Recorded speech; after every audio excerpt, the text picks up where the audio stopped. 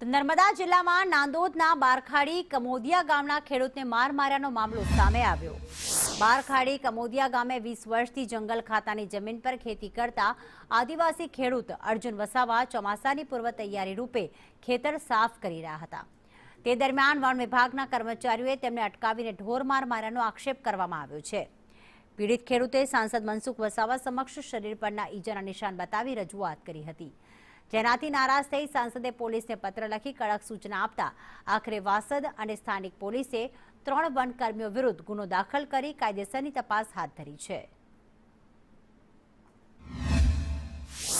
સુરેશ મોદી નામ છે સાહેબ, મોટો છોકરો છે, એવો હમણાં ડભાઈ રહી છે, પણ એ છોકરાએ કીધું કે આટલો વર્ષ તો ખેડી લે, સફાઈ કરી લે, પછી આવતા પર હું ખેડીશ એવું કીધું। એટલે સાહેબ પછી આ લોકો સાહેબ આ છોકરા સાહેબ આજે એ લોકો જંગલ ખાતો કેમ સફાઈ કરે છે એવી રીતનું પકડી ગયા સાહેબ। મારકોટ કર્યું સાહેબ, બહુ મારકોટ કર્યું સાહેબ, ચલાતો નથી સાહેબ આજના ઘડીએ સાહેબ।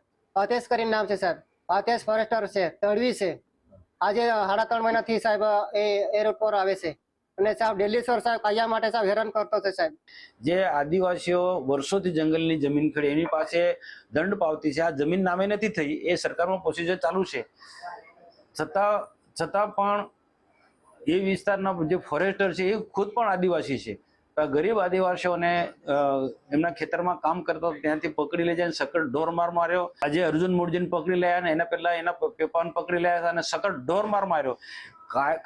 ફોરેસ્ટના કાયદાનો કોઈ ભંગ કરતો હોય એના પગલા લેવા માટે સરકારના નિયમો મારવાનો કોઈને અધિકાર નથી।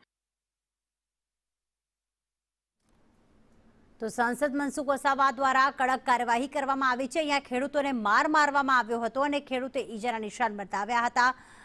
નર્મદામાં 3 વનકર્મીઓ સામે હાલમાં ગુનો દાખલ કરવામાં આવ્યો છે।